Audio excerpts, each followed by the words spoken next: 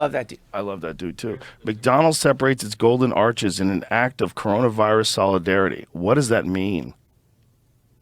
Yeah, like what? What does that mean? How What do does you that even mean? know? Like, who driving by that is like, oh, they're... Oh, finally, they're down with What is solidarity for coronavirus coronavirus. solidarity? What does that mean? What does that even mean? That Like, means like, come visit us because we feel you. Come spend your money here. This is a Keurig connection. This is parents at home, homeschooling, people just chilling in the house together. That was one aspect of it that was kind of cool. You know, you got to like spend more time at home just chilling. No one's working anywhere. So everybody had like until everybody's money ran out, there was like this marked relax. Yeah. It was like a whew. yeah. Like this is just a 2-week break. Everyone's taking a 2-week break. That's right. We'll figure it out. We'll work it out. We're just stopping the spread or whatever we're doing. So everyone for a while was kind of like going, wow, this is like kind of a more peaceful way to live. You know who wasn't doing that? The grocery store workers. Right. They were like, no, you're coming in. No matter what. You have to be here. You're going to have to Yeah. be like from day Good one. point. You're going to come in. We're going to pay the same fucking thing. And you're going to be in this grocery store with everyone freaking out. You're not going to knowing. risk your life for $10 an hour. Yeah. Risk your life. Can you Yeah. imagine?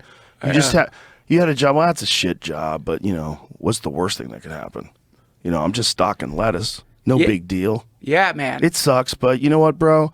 You know, I got some benefits. It's It'll be $10 an hour. Yeah, you know, I'm learning how to be an artist. This is okay. Yeah, I while listen I'm to doing music that. on my headphones while I'm there. It's cool. Yeah, listen to audiobooks, and then Yeah. suddenly you don't know what this shit is, and then people are coming in there coughing. And you don't have sick, any money saved up. You can't just not show up. probably no health insurance. And you can't get a job anywhere else either. Yeah. Like, where are you going to go? Everywhere else you're going to go to get a job, they're going to be making you be around people. yeah, man. Yeah. Those are the jobs nobody wanted, right? Nobody wanted those jobs, and it just felt so weird to go in there and like buy your whatever your milk ration was that you could get, and then you're like buying it from someone, and you're worried. I'm talking about the early days of the fucking thing. You're scared. We don't know what it is yet. I remember you sent me a photograph of the meat aisle in your supermarket. Empty. It was empty. And like, you know, being like in the West in America, the idea that something, you know, if you want something and you can't get it, it's because you don't have enough money. Right. It's not because it's not available. Right. What? I'm supposed to have everything available. Just like that. And then suddenly you can't even get bacon. This is what we need to think about. That was a disease that, even though it shut the country down, a lot of things kept moving. People were still allowed to drive. People still went places. Some essential businesses were allowed to stay open.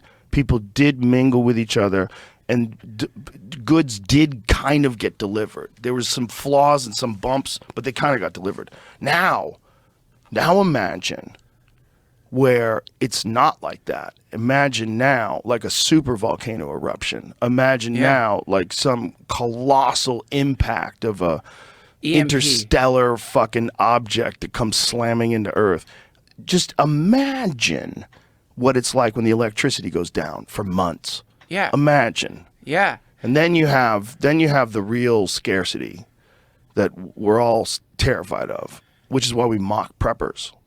Oh, God, didn't we mock preppers People before still the pandemic? do. Oh, what are you, a prepper? Imagine the idea of preparedness being negative. Well, I mean, because it's blasphemy. Like basically the ignorant concept is that Western civilization, as we know it, is a permanent fixture. That's how, for it to even work, there has to be a connection to it as though it's just going to keep going. Because if you don't think it's going to keep going, then you're not going to buy the same shit. You're not going to buy stuff you have to replace in a few months. You're going to try to buy things that last. It's a whole different economy if you imagine that it's not a permanent fixture. So when preppers are like putting their stuff and learning how to like do first aid and growing their own food and buying chickens or whatever,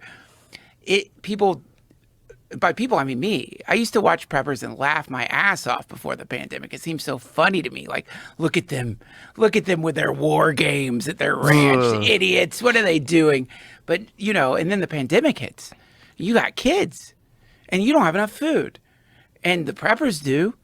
And they're laughing at you now. They're like, oh, ha, ha, ha, ha, ha, ha, ha, ha, ha, ha. What are you going to fucking do? I thought you loved your kids. I guess you don't love them that much to store up a little bit of extra food.